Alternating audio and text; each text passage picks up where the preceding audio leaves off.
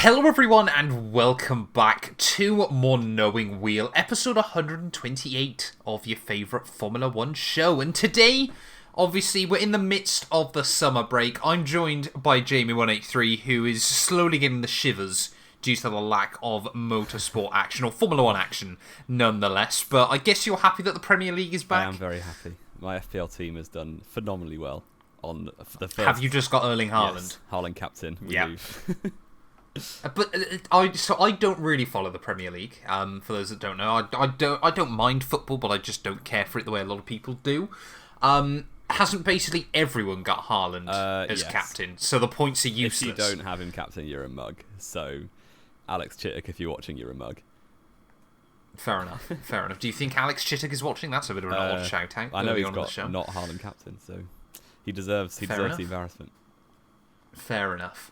But yeah, today though, of course, we're returning to actually what has been a bit of a fan favourite so far in 2023. Obviously, we explored the top of the iceberg. You know, we made it to the surface level. We're now onto tier 3 of the F1 iceberg, Jamie. We're plunging now into the depths of the icy cold water here for some more controversies. And again, a bit like the last episode, there's quite a lot of these that are fairly recent. Obviously, we'll leave a link down in the description below as well, obviously, if you want to go check out this F1 iceberg that we're using. And as well, quickly, before we jump in with the rest of the show, obviously, a quick reminder to all of you, from 2024, Knowing Wheel is leaving the Matt212 YouTube channel. It is going to be exclusively hosted over on the Knowing Wheel YouTube channel. So, you know, if you're enjoying these podcasts, and obviously you don't want to miss out on them in the future, there'll be links down below to all of our social medias. So obviously we still post this over on, obviously, YouTube, Apple Podcasts, and also Spotify. But we haven't signed an exclusivity deal. So if there's anywhere that you would like to see the show as well that we haven't started uploading to, I can see what I can do. But yeah, get yourself subbed to the Knowing Wheel YouTube channel, of course, if you're here on my channel. But Jamie, where do we want to start? I reckon, so we don't miss any, we should just start from the beginning. It's probably the best shout. And start from the beginning seems wise. Yeah, and on this one, it's the 2011 Bahrain Grand Prix, which was a Grand Prix that never happened, for quite controversial reasons at the time. You kind of had...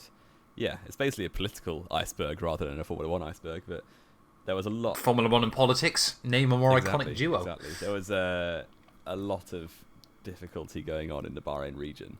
And basically, Bernie Ecclestone was working with a bunch of dictators who were in charge of Bahrain at the time, and there was a lot of conflict, basically a civil war going on, and Bernie Ecclestone was still trying to get the race going, and all the teams were like, you're mad.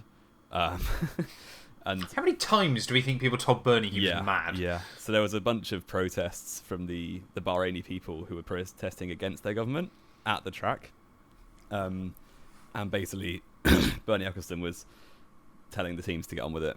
The teams weren't really having it, and eventually they settled on cancelling the race. I think it was in the week leading up to the Grand Prix, maybe even a couple of days before the Grand Prix, that it actually got cancelled. But yeah, there was no 2011 Bahrain Grand Prix. And I will not get any more into politics than that.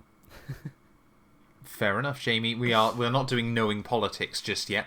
That'll be a show in the near future when we're both in our mid-30s and unhappy with the world we live in. So I don't particularly, but you know.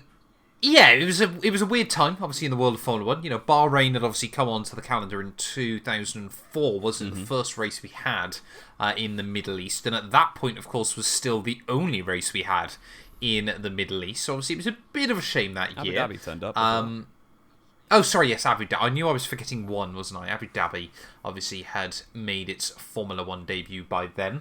But of course, yeah, a bit disappointing. Obviously, you know, Bahrain often was a good track. Let's be fair, though, that year probably just would have been the Seb domination. Yeah. Obviously, won the Grand Prix the year later, didn't he? And then I believe because it was identical podiums in 2012 and 2013. Yeah, and he would have won 2010 and his spark plug not given up as well. Yes, he probably would have. But it did allow Ferrari and Alonso to have a little bit of hopium for the rest of the year there. But yeah, 2011 Bahrain Grand Prix, Bernie Ecclestone being a madman. What more could you need to start a Formula 1 Iceberg podcast, as always? Let's head on over then, Jamie, to the glitz and glamour. It's the Monaco Grand Prix. It's 2006, the first year of the V8 engines unless, of course, you had the original Toro Rosso, because I've got to mention that as well. Otherwise, someone will tell me off down in the comments. Michael Schumacher, after a rough 2005, is on a fight back against reigning world champion Fernando Alonso. And obviously, we all know how important pole is at the Monaco Grand Prix. He's on pole, Alonso's on a run behind him, and Michael makes an odd mistake into La Rascas, doesn't he? Fascinating. Oh, yes. A very odd mistake where he just stops driving the car and just pulls up. Yeah, it was a little bit strange. He was losing the championship. I think it was 11 points behind up to this point in the championship, quite early in the season, and only 10 points for a win. So quite a big gap to Alonso. So he kind of knew he had to win this one, or had to beat Alonso to get back into the title fight. And yeah, he was on provisional pole. Alonso was behind him on track. Schumacher wasn't really improving or massively improving on his last lap in Q3. And Alonso was. He was about to obliterate pole position. And Michael Schumacher, the old, bending the rules, as he likes to do quite often, decided that instead of completing the lap, he would just stop at Rascas. And literally he didn't even make it look like a mistake. He just, turned into Rascas way too little and then just pulled up in a parking spot. And then just left his car there. I mean, yeah. And it wasn't even like he turned the car off, he just left it running. Well, he turned it 4 times, though, didn't he? He turned in, pretended that he turned in too early, even though he quite clearly hadn't. Did it again, and then did it again, and then just stopped. Yeah. And the thing was, as well, where he'd stopped, if he'd put on full lock, he could have still got the car going again. It was so badly done. So if I remember correctly, he was sent to the back of the grid, wasn't he? He was. In the end, he was on pole because Alonso couldn't improve. But then got sent to the back of the grid. Still finished 5th, though, which is quite impressive when you can't overtake. Well, it goes to show just how dominant the Renault and the Ferrari were that year relative to the rest of the field. That was Red Bull's first ever podium that weekend. Fun fact. It was Red Bull's first ever podium that weekend because Christian Horner had to jump in to the pool, didn't he? It was a bizarre time in the world of Formula 1. His German counterpart did it a lot better in 2014, to say the least. Well, this was what I was going to say, of course, because that led to the infamous interview, didn't it, with Keke Rosberg after Schumacher had made that qualifying mishap, where what was it that he said that you should perhaps rethink the sport you're in. Someone who does that kind of thing should consider whether they should race in F1. Whether they belong in the sport. And then, of course, his son looks at that and goes, that seems like a good idea. Rosberg and 8 years later... much better. I don't want to say if it was deliberate, but he made it... He broke 50 metres too late into an 80-metre braking zone. He made it look like a genuine mistake. Maybe it was a genuine mistake, but... It was if it was a stupid mistake, he still should have been sent to the back of the grid. But that really obviously started the Hamilton-Rosberg beef, didn't it? Yeah. Which I don't know, actually, if this is on this. I don't think it is. I was going to say, because if it was, I would have thought we would have already gone through it by now, because most of the ones lower than this are much, much further down the order. But yeah, Michael Schumacher, cheating in Formula 1 since 2006. Well, a lot before that, long really. before then, to be fair. Cheating in Formula 1 until 2006, in his defence. Michael Schumacher just cheated in Formula 1 a lot, didn't he? But apparently that made him special.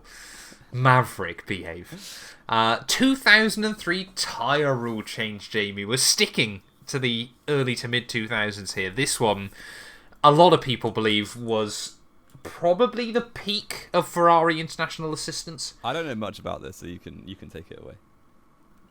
So, 2003, of course, we'd been led off of 3 years of Michael Schumacher and Ferrari domination. Obviously, had won 2002, getting a podium in every Grand Prix, but McLaren and Williams both were fighting back in 2003. Obviously, Michelin versus Bridgestone. For those of you, obviously, in real Formula 1 at the moment, there were talks about whether Pirelli would lose the tyre deal, and whether he could get another tyre war. I cannot stress this enough. Tyre wars are absolutely the worst thing to happen in any racing series ever. Not once has it worked out well for anyone involved. But we have Michelin versus Bridgestone, and from what I gather, I think I'm trying to make sure I get this the right way around. The Bridgestones that were on the Ferraris and the back markers basically were only designed for the Ferrari cars, but they took longer to warm up, but lasted better. No, this was, about the tread depths, wasn't it? Where Bridgestone felt that Michelin had found a way to manipulate the tyre wear levels, and they were taking more out of their tyres during a Grand Prix, when in actual fact it wasn't actually helping them with performance at all.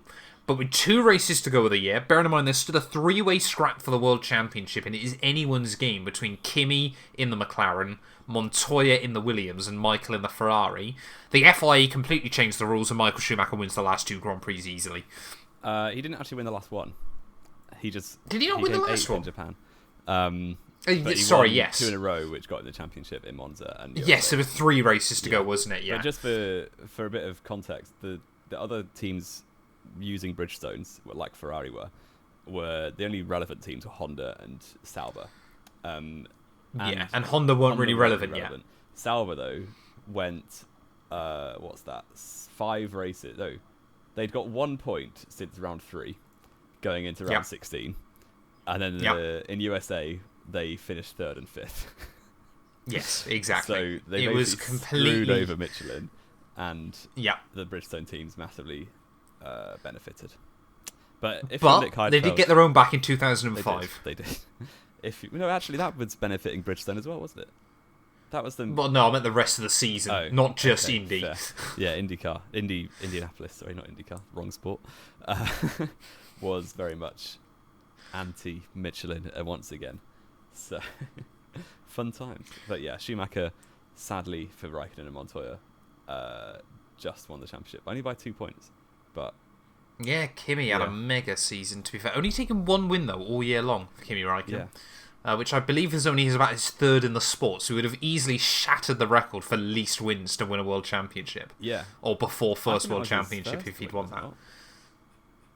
Well, I thought he won 1 race in 2002. To be fair. No, he didn't. So his first win was Malaysia.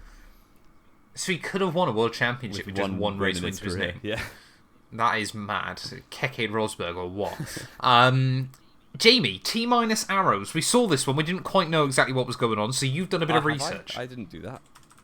You told me what it was about before we started. T- arrows. Oh, no. I thought you told me about this before we just started doing the intro. No. I'm adamant you did. Okay, I understand. Apparently, a guy called... I don't know. Basically, Arrows got scammed into selling their team to a Nigerian prince. And I'm not making that up. Yes, no, they actually did, didn't they? Because we had no idea where this guy's money came from, and he had some weird shell company, didn't he? Yes. And he put this T-, which was his company, on the side of the Arrows in 1999, which actually looks quite good. But this is probably like the 90s version of Rich Energy. Yeah, basically. But even weirder. Even weirder, for sure. Yes. Maybe we'll have to do a whole podcast about that at some point, because the amount of information that slowly leaked out of that was absolutely incredible back in the day. I think this might be the most recent one, though, on the entire Tier 3, the Iceberg, Jamie. The F1 logo change at what I believe was the end of 2017. Yes, it was. They did it. They announced it on the podium in Abu Dhabi after a boring race to end a string of a few boring races towards the end of that season. And I remember we were both well into Twitter circles at this point. I remember the... Twitter circles is a real thing, Jamie. We're not into Twitter circles, by the way. Twitter communities, or X communities, or back then it was Twitter. I remember everyone fuming about this.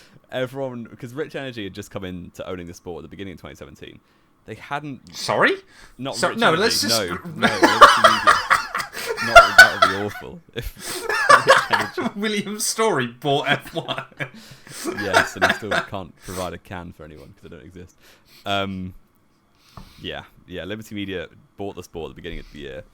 Didn't really do anything. It was towards the end of the year, wasn't it? No, they owned it from the start because it was Chase Carey came in. I thought it was Singapore they bought it. No, definitely not. They owned it from the beginning of the year. Okay. But obviously, in terms of racing, because the FIA had put in a technical directive for the new car model to just be really fast, but you can't overtake, which was a great idea. It was all about high downforce, wasn't it? It was apparently going to make the cars better. Every engineer and every driver knew it would be boring, and it turns out the races were. It was just quite lucky that Ferrari and Mercedes both built good cars that year. Otherwise, it would have been one of the worst years in a long time. But yeah, so everyone was a bit annoyed anyway, just generally. It's 2017, so That's kind of the vibe. And then on the podium in Abu Dhabi, they just finished the podium celebrations, and then they flip the flags, or like they change the where the screen where the flags are on.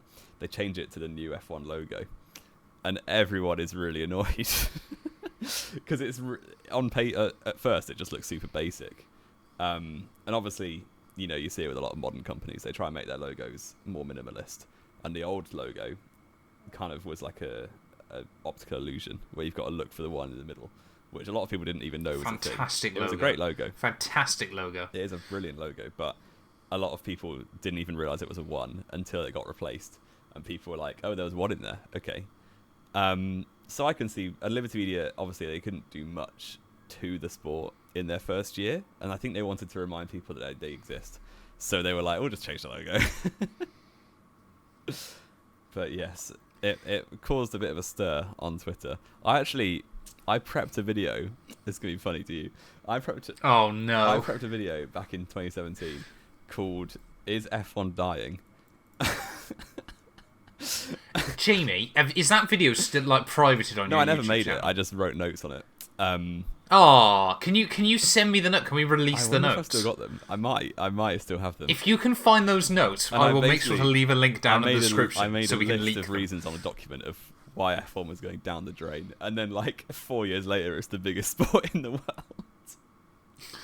Yeah, that's why Jamie wasn't made the president of Formula One. Exactly. But yeah, I wouldn't vote you in as a valid Formula One shareholder. Still, I would not vote you into power. The old logo is definitely better. So the old logo was very, very cool, but obviously most people now, what staggers me is most people won't actually know what the old logo ever looked like. No, F1's grown so much, which is kind of wild. Yeah. Speaking of wild, though, Jamie, this has got to be one of the most bizarre Formula One stories of all time, isn't it? I've got two words for you, and anyone that knows quite a bit about Formula One conspiracies will know exactly what we're on about. Jaguar Diamonds. The year is 2004, and one of the new... I thought it was 2004. And one of the new... I think it was Ocean's 11, if I remember correctly. I've never seen any of them in my life, but the new Ocean's 11 movie is releasing.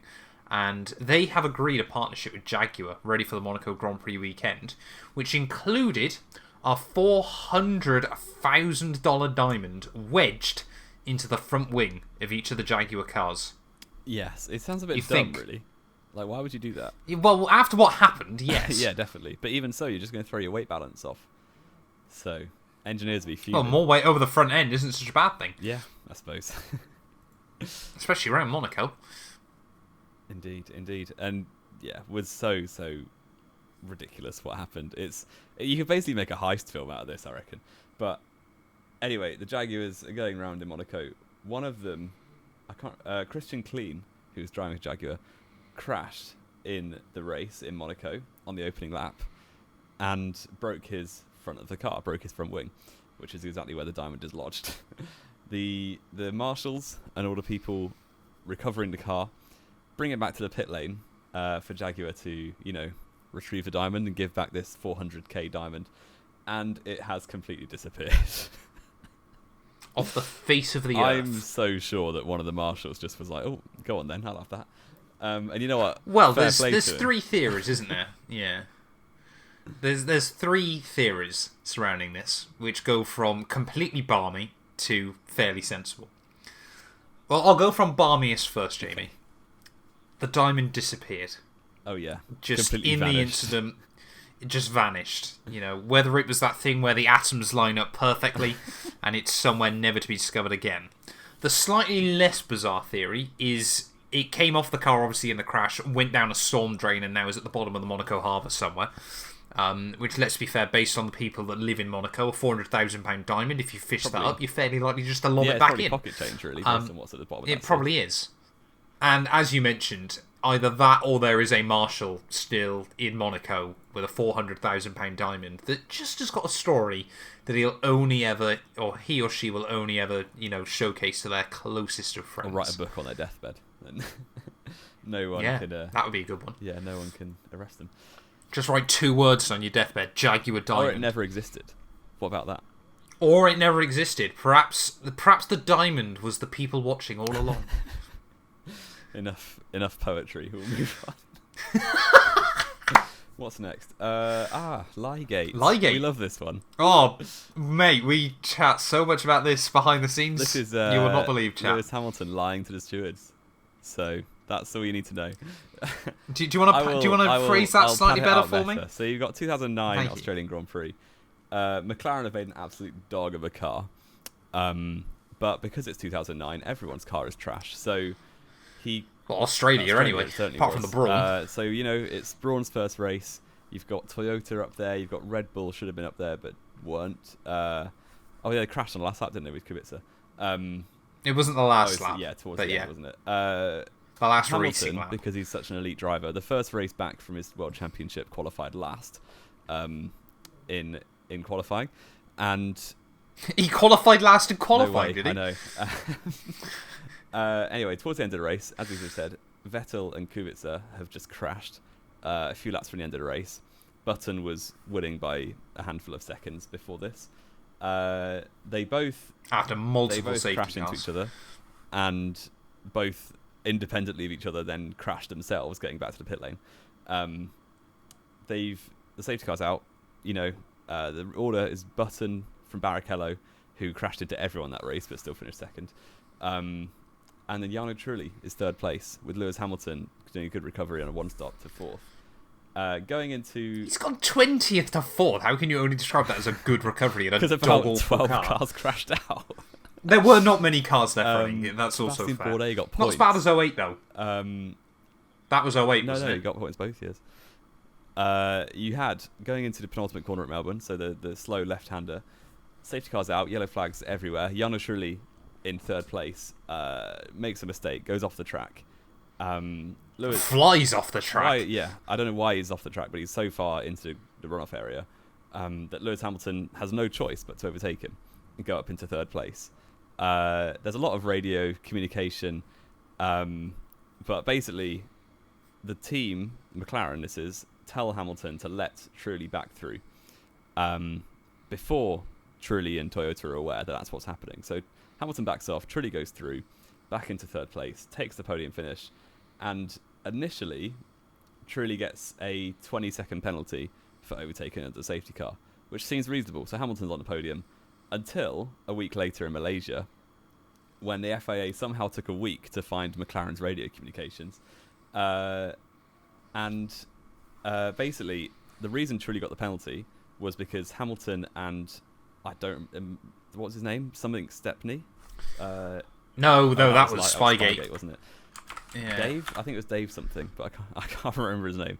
But anyway, a McLaren engineer who's been there for years and years, quite high up, him and Lewis Hamilton went to the stewards and said, Trulli passed me, get him a penalty. So the FIA did do that. And then a week later, when the FIA found out that Lewis Hamilton actually let Trulli through, suddenly they were like, oh, you lied to us because you told us Trulli overtook you, but actually you let him through. And Trulli's penalty was undone, so he got back on the podium, and Hamilton was disqualified from the race because he lied to the stewards, which was completely fair. So yeah, Hamilton's a snake, and... No, come on, just 1 second, Jamie. Hamilton was told to lie by the team, wasn't he? He was. You can't just pin this on Lewis. I'm sure Lewis of now would probably treat things very differently. But he was also still a very young and impressionable Formula 1 driver. Should know better. Who was told to lie. Well, he was 25. Yeah, you'd still lie. I'm 23. There you go. Okay. But you're also not making your debut in Formula 1 in 3 weeks' time. No, true. But he's a champion at this point. It's been that would be great for the podcast. He's a champion after 2 years, Jamie. How many other F1 drivers can claim that? He can lie. Well, I'm not saying he can lie. Just, I think... Obviously, the outcome of it was the McLaren team personnel, who neither of us, for some reason, could locate his name. I just tried to find it, and I couldn't, which is a bit odd. But obviously, he was subsequently sacked by McLaren. This combined with Spygate a couple of years beforehand, McLaren weren't doing very well. No. But the most bizarre thing about all this, isn't it, Jamie, is if McLaren had just told the truth, they probably would have got a podium. No, they probably would have got fourth. Which seemed to be... I think. Oh, no, because... Well, they would have at least got fourth. Yeah. But truly got a penalty, yeah. But truly only got a penalty based on McLaren's lies. So I reckon they would have got fourth, I think. But yeah. Yeah, I mean, it was just all of it a messy situation towards the end that would have been such a stupid Grand Prix. But at least Jenson Button won, so we can't complain too much. Yeah. Red Bull's flaw, Jamie. What do we make of this? I did a little bit of research on this one. So the year is 2012. What a great year that was. Basically, Red Bull have drilled some holes in their floor because Adrian Newey is a genius. And it's... Adrian Newey got a hammer for Christmas. Yeah, so their floor around the side pod has got some holes in it, which was a bit of a grey area in the rules. So obviously, Adrian Newey has tried to exploit it by making it good for aero, which it turns out it was. So after the Monaco Grand Prix, you've got Mercedes, Ferrari, and McLaren all going to protest Mark Webber's victory because he did it with some holes in his floor. And the FIA say, no, don't. We'll sort it out. We'll give you a new clamp down on what is allowed before Canada, which is the next race. In Canada, they basically say this is illegal. Red Bull have got to change their floor. But they didn't bother going back and changing the result because nobody protested. So, yeah, Rosberg could have had 4 Monaco Grand Prix in a row. But Webber kept it, and they had to change the floor for Canada. And immediately in Canada, they finished 4th and 7th or 8th or something. So, but 2012 was a mad year, so they may have finished that bad anyway. Yeah. Red Bull, we said this pre-show as well. Red Bull were never actually that good at Canada anyway. Throughout those years. But it was Nico always Rosberg could have been the track. first repeat winner in the 2012 season. Yeah, could have been, which is absolutely wild to think about, wasn't it? Because I think that was, potentially why they didn't change it as well, wasn't it? Because, I mean, by that point, it was 6 winners in the first 6 Grand Prix, wasn't it? And then, obviously, Hamilton went on to win the Canadian Grand Prix to make it 7 out of 7. With 5 different teams. Absolutely mad. Great. Yeah, love Pastor Maldonado and Williams included in that. Yeah. And then, obviously, Kimi Räikkönen would go on and win a race towards the end of the year as well. 6 teams. Which is often forgot. 6 teams, 8 different winners. Yeah, and Michael should have won Monaco. Nuts. Well. Yeah, but then would Mark Webber have won a race anywhere else? Oh, he did win Silverstone, didn't he? I knew he won one more before. But that was his last ever Formula 1 win, wasn't it? Yeah. Wild to think about. Mercedes tyre test, similar era, but another team. Hamilton involved in cheating once again. I don't think that... I mean, come on. Now, the fact you say Hamilton and not Rosberg. Yeah, Rosberg was just being told what to do by your logic. Of course. Of course. So Mercedes in 2013, if you know anything about 2013, you'll know they're absolutely rapid in qualifying. They get so many pole positions. I think Rosberg might have had the most pole positions. Maybe I'm wrong. But Rosberg definitely... Don't think so. I think Hamilton and Rosberg got so many poles, especially the first half of the season. I think it was about 9 in the end. I think it was just less than Red Bull. Pretty much every race they had to do 1 or 2 more stops than the most of their rivals. So they practically never did anything with the poles. I think they got 3 wins between them and about 10 poles or something. Spain, which was kind of what triggered this whole controversy. Rosberg started on pole, Hamilton second. Rosberg finished 9th on a 4-stop with absolutely no tyre wear, and I think Hamilton might have finished 4th or 5th. So just to confirm, as well, Red Bull took, I think it was 11 poles, Mercedes took 8 that year. Right, yeah, so Mercedes, Vettel got 13 wins and Mercedes got 3 between them, wasn't it? So, yeah, not great from Mercedes, but anyway, after Spain, they've got there's a tyre test going on, but only with Mercedes and Pirelli, which is a bit weird, but it's okay because this has been arranged from the start of the season. Mercedes just happens to be the team that works with Pirelli to do the tyre test, but what they're not allowed to do is use their own drivers, their race drivers, to do this test. And the current car, if I was not mistaken, as well. So Ross Brawn, who is in charge of Mercedes at this point, and I guess Toto was there as well, wasn't he? They just decide, you know what, screw it. We're going to use our own car and our drivers because our tyre wear is so trash that we could do with the testing, which testing is banned at this point a long time ago. So they do a day's testing at Barcelona, and everyone's obviously fuming about it. And in fact, they won the next race in Monaco. Obviously, Monaco, you just get pole and you win. So, they did the tyre test with their own drivers. It was pretty big controversy, but they actually came to quite an amicable, sensible conclusion, which is surprising for the FIA. But yeah, later in the year, there was a young drivers test, which the teams used to get data on tyres as well, at Silverstone, I believe it was. So they basically said to Mercedes, we shouldn't have done that, you shouldn't have done that, but if you, like, you're banned from the young driver test, and that'll make up for the gain testing time you got here. So it actually blew over quite fast for a big controversy in F1. Obviously, Mercedes didn't really benefit from it that much because Red Bull just went on to win everything. So yeah, it did go away quite quickly, but they didn't really fix their tyres for the rest of the season either. No, but it did lull Red Bull into having to upgrade their car, didn't it, over the summer break, which of course then led on to Sebastian Vettel's ridiculous dominant spell. Which is about to get equal. To end. It is, yeah, I'm so worried. I'm going to Monza, and I'm going to see Max break that record. Good. What a driver. Okay. Mastercard Lola, Jamie. Now, this one is a story of the ages. You can go for it then. I know nothing. So, the year is 1996, and Lola have partnered up to try and set up a new Formula One team. And, they're looking for title sponsors. They're looking to make their debut in 1998, and they need cashola. And where better to go for cash than Mastercard? I think a lot of people forget just how big Mastercard and Visa are as companies. Yeah. Like, how much money they make. Because obviously there's millions of transactions going through their networks every single day. So Mastercard, they're like, yeah, we're going to foot the bill for this new Formula One team. We don't want to wait a year, though. We want to start in 1997. And obviously Lola are there going... Because basically Mastercard have turned around and gone, we're starting in 1997 or we're not paying. Yeah. And Lola have basically gone, well... Not really our choice now, is it? We're about 2 months away from the start of the year, and we haven't even got anything close to resembling a Formula One car. And safe to say, it went very, very badly, very, very quickly, because always the golden rule in Formula One, Jamie, isn't it? Is an underfunded team, an unprepared team even, is always the way to go. So they attended the first race of the year, if I remember correctly. Here, actually.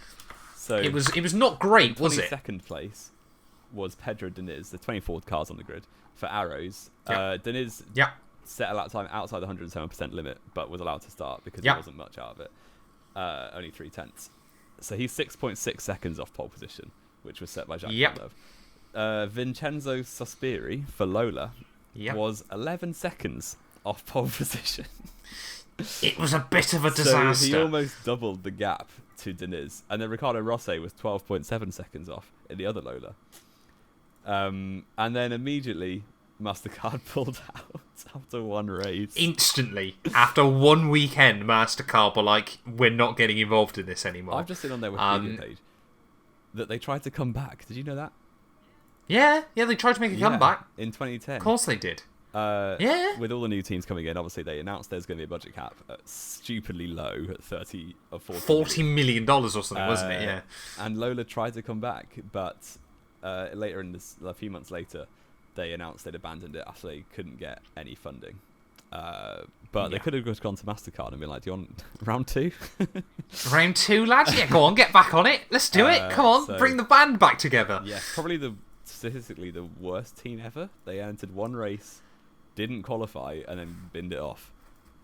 Well, I think the thing was, as well, wasn't it, is why Mastercard Lola is remembered so well, was, of course, we had all this just ridiculous teams back in the late 80s and early 90s.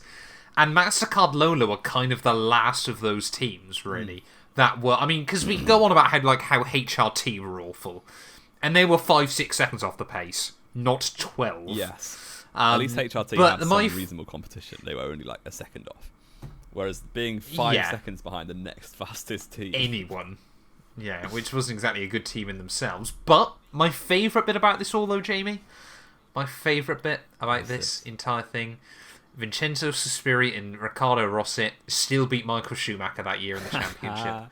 Did they actually? Surely they just weren't classified. Yep. They were classified. Well, they're on the ranking board. They beat Michael Schumacher with a did not qualify They to their actually names. equalled Jan Magnussen and Jos Verstappen, so well done. They did, yeah, in terms of points. They didn't equal them in the championship because, of course, Jan got a 7th place and Jos got an 8th place.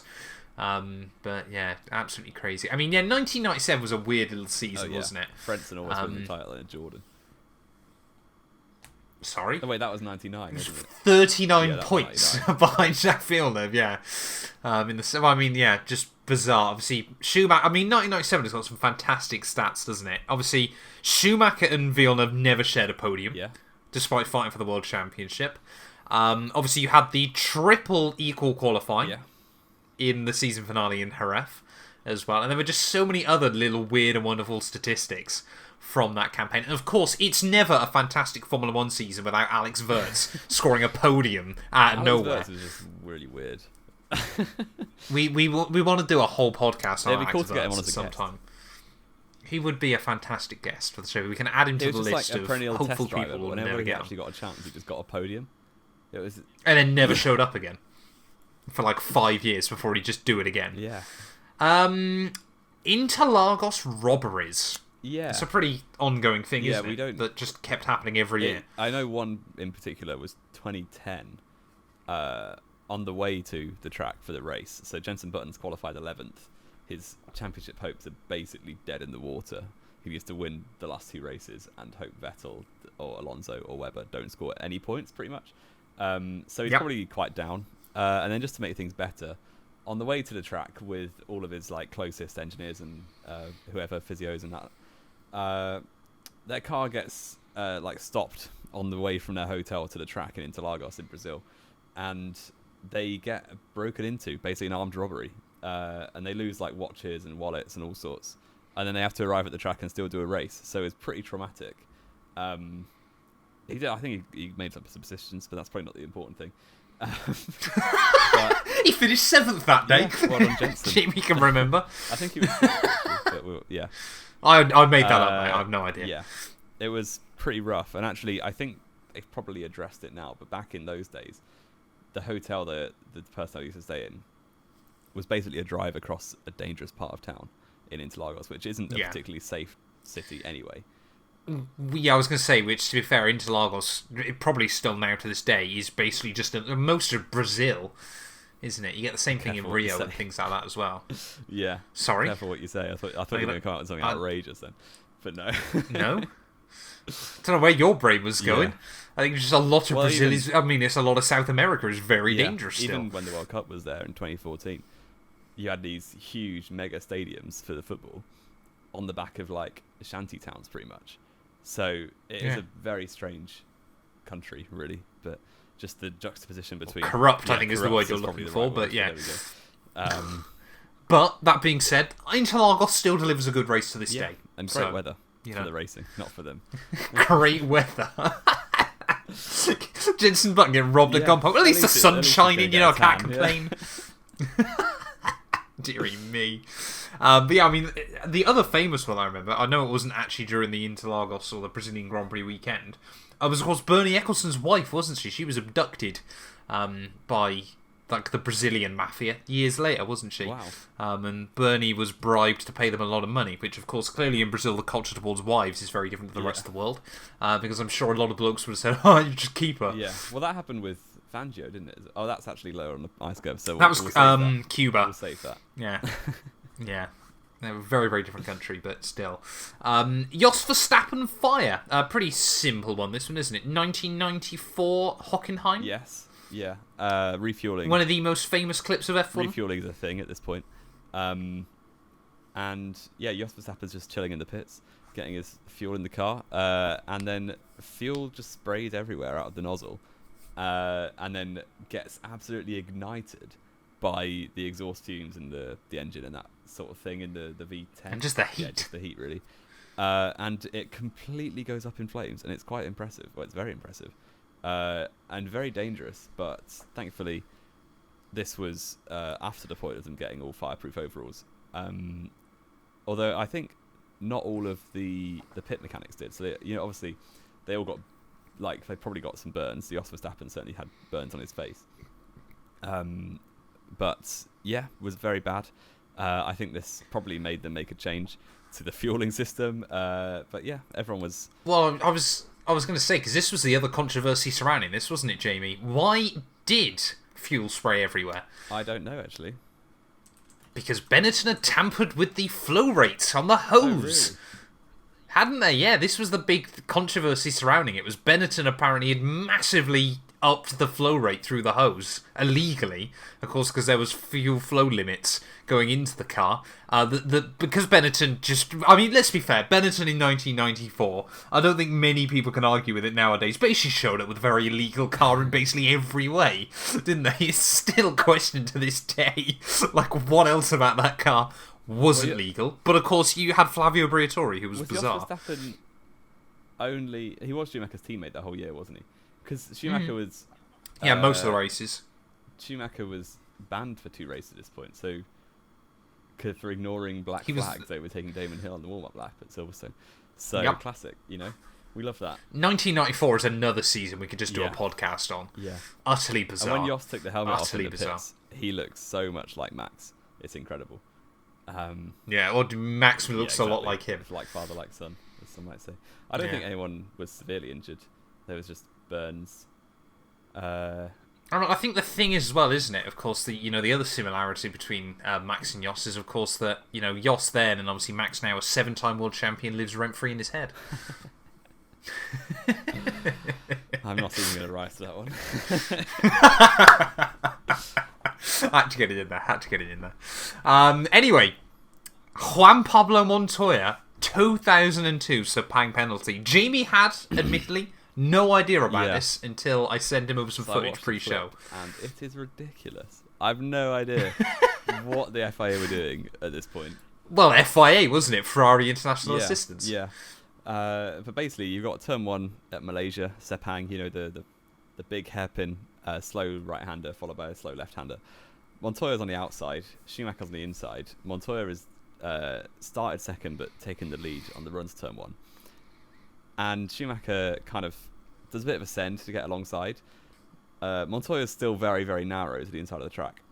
But Schumacher locks up his front left and understeers, or basically just drives into the side of Montoya, who's squeezed him a bit, but nothing, like there's still a car's width, so it's fine.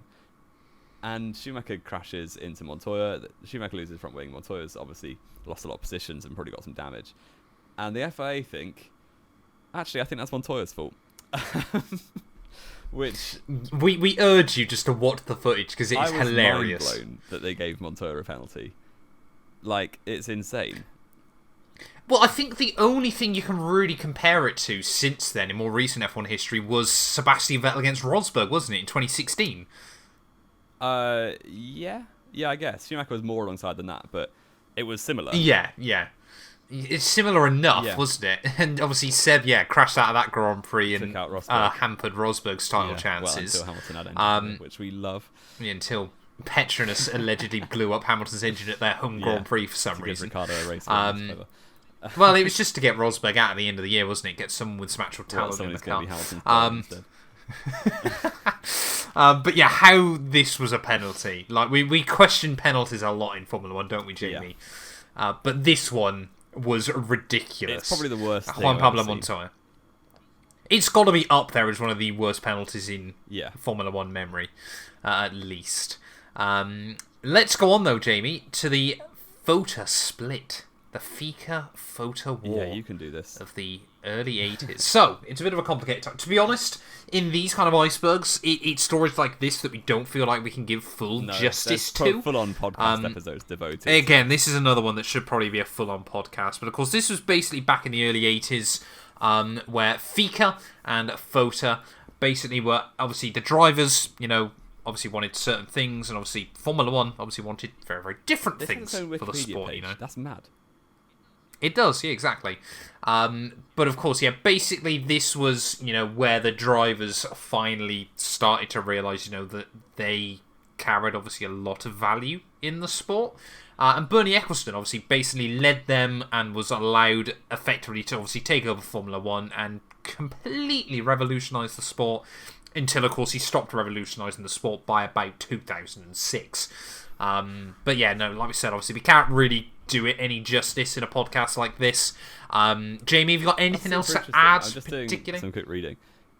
It is a fantastic story, Basically, and like I said, it should be a full podcast. The teams weren't happy. The thing that culminated it was the announcement of the cost cap for 2010. So it's all in 2009. This is long before that, isn't it? No, the FIA FOTA just like. Oh, FIA FOTA is a very, very different one. We're thinking of two very different controversies. Talk about this one as well because we don't know which one they are. Okay, we'll talk about both then. Basically, everyone was fuming that they were. I remember this one as well. I remember this happening when I was 9, I think. Basically, the FIA have said we're getting this cost cap in so we can get some new teams. The only teams that liked it were Force India and Williams, I remember, because I was gassed that Fisichella was going to get a podium every week. Teary me. In 2010? Well, 09. They announced it in 09 for 2010. Wasn't Fisichella dropped by 2010? I wasn't to know that at 9 years old. But basically, every other team, the other 8 teams, led up by Ferrari probably, had basically said, "No, we're doing our own thing." So there's also a Wikipedia article called Grand Prix World Championship, which is a proposed series to replace F1 with a bunch of, for 2010 this is, with a bunch of venues. They actually came up with a calendar, including Buenos Aires, Mexico City, Helsinki is there. It just sounds like a Formula E calendar. Yeah, they were going to Marina Bay, which had, at that point, never been raced. They were going to Kletwitz in Euro Speedway. 2010 it had been. Oh yeah, it had been by 1 year. So yeah, they basically got quite far down the line of doing their own thing. But eventually, they obviously, at first, they raised the cost cap to $45 million, which people said was fine. Or no one said was fine, actually. But then... We have also got to mention there, haven't we, that the cost cap back then was very, very different to the one proposed now, that was not going to cover anywhere near as many things. No, so it was massively like putting shackles on everyone, basically. So it really wouldn't have worked. But no, it was a lot less shackles than now, is what I'm saying. That 45 million was only covering a lot less than the 135 million is now. Everyone was still fuming. Yeah. So eventually the FIA caved because they were like, we can't have F1 with 4 teams. So they caved, didn't put the cost cap in, and that completely screwed over those 3 new teams who did make it in for 2010 for the next decade, really. Yeah. Well, 6 years until they were all gone. Disappeared. But yeah, it was very, very strange, and actually it was massive controversy. Kind of ended up with BMW and Toyota both pulling out because they were done with F1 at this point, done with Bernie Ecclestone. Well, and that and the financial crash, wasn't it? Completely screwed them. Yeah, so the FOTA war was in the 80s. Sorry, yes, and that is actually in Tier 4, I've just spotted as well, just below. So, we'll have to, so you were absolutely bang on there. Go down that path next time. We will have to go through that one as well. And the last entrant, then, Jamie, inside Tier 3 of the F1 Iceberg, is the Brabham Fan Car. Yeah, I know nothing about this, so take it away. Well, this was back in the 70s, if I'm led to believe. If my memory hasn't failed. Well, I've said it many times before. I fully You're thought it right. was like a car that a fan could drive. That's a bit weird. Oh! No, I do know this one then. Okay. Well, you could take it away anyway. Oh, that is... Sorry, I'm just taking... I was like, why would they let a fan drive a Formula 1 car? That is so funny. Oh, give me a moment. Oh, God. So the year is 1978. I'm struggling. Obviously, a couple of years beforehand, we'd had the beautiful Tyrrell six-wheeler. And Formula 1 was, trying to stamp down on a few things. And Brabham basically showed up with a car with a huge dustbin lid sellotaped to the back of it. Everyone's like, oh, I wonder what that is. And of course, they unveil it as they go out onto track. It's a huge fan trying to abuse ground effect. Now, obviously, the late 70s, early 80s... Is it a turbocharger? Basically blowing air artificially into the downforce area. How do you think a turbocharger turbo's works? in the engine, obviously, but I know it's a fan. I mean, they're both fans, I suppose. Yeah. It's kind of all they've got in common, but they serve a completely different purpose, Jamie. But yeah, it was introduced for the 1978 Swedish Grand Prix. Obviously, to battle it out with the Lotus 79, I think it was that year, if I remember correctly. Yeah. Because Lotus were weird and would keep labelling their cars for the year after they were racing, which was a bit odd. But it was ridiculous. So stupid. You know, if anyone knows, if you played Gran Turismo back in the day, the Chaparral 2J, it was basically a car equivalent to that in Formula 1, and dominated during free practice. But I think, if I remember correctly, it was actually removed before it even raced. Brabham. Oh no, sorry, it did take one win, wasn't it? Sorry, it won. If that was the race, it won the Swedish Grand Prix. Sorry, and then was subsequently removed immediately after that because it allowed Bernie Ecclestone, who of course was still running Brabham at that time, it allowed him to gain even more power inside the world of Formula 1. Yes, indeed. And there's a great video on like F1's YouTube channel about a few years ago now, like the top 10 weirdest innovations. Stuff like the X-Wing Ferrari and the like the six-wheeled Tyrrell is on there. The Tyrrell. And this car with a massive fan on the back. And not a person supporting them, as it turns out. Yeah, it's good watch. Go look it up. Definitely would recommend that as well. But yeah, I mean, this was obviously Formula 1 during the first ground effect era. Obviously, that was, I'm sure, very much immediately put on the list of things you couldn't do when they announced, obviously, the ground effect was coming back as well in the future. But if I'm not mistaken, obviously, this car was... So, obviously, they won the race with Niki Lauda at the wheel. But I think this, was obviously after he'd left Ferrari, wasn't it? After winning his 2 World Championships with them. So yeah, very, very weird time in Niki Lauda's F1 career, of course. One in Sweden, and then one with the non-fan variant again at the Italian Grand Prix. For one race, finished on they won. Yeah, he finished on the podium in every race he finished that year. Yeah, Niki Lauda. Poor reliability. But he had 2 wins, 2 seconds on a third, and every other race was a retirement. 11 DNFs. Oh, 9 and 2 non-entries. 9 DNFs, and 2 non-entries, which is wild. Still finished third, though, in the championship. Fair play. That car, well, that team even, I should say. Fair play. Oh no, he did enter the first 2. It's just with that wasn't that car. They were still running last year's car for the first 2 races. Yeah. But you got 2 more podiums, so the stat still stands. Wonderful. Wonderful. Have we got anything to add, though, Jamie? I think we've done pretty well there, haven't we? We have rattled through it. Do we think Brabham should actually develop a car that fans can drive? That'd be great. I'll go do that. That we are going to set that up then. Jamie183 is going to drive a Brabham actual fan car. That is got to be up there with the funniest thing you've ever said. And this is the same podcast that you said Rich Energy bought F1. Yeah. Which is wild in itself. But there we go. It has been an early morning start for JB183. But thank you all, as always, so much for listening. I think we might be able to get one more of these in, mightn't we? Before Formula 1 is back. It depends if we can do a preview show ready for the Dutch Grand Prix as well that week. But plenty more podcasts, of course, as always, will be coming your way. But thank you all so much as always for listening. Like we said at the start, obviously links down in the description below. Obviously, if you want to go check out the official No One Wheel YouTube page as well. The podcasts actually most weeks now go up live earlier there than they do here on the main channel. So yeah, would highly recommend it. But yeah, we'll be back very, very soon then with Tier 4 of the F1 Iceberg. And I can already see there is a lot of spicy stuff as always to get into.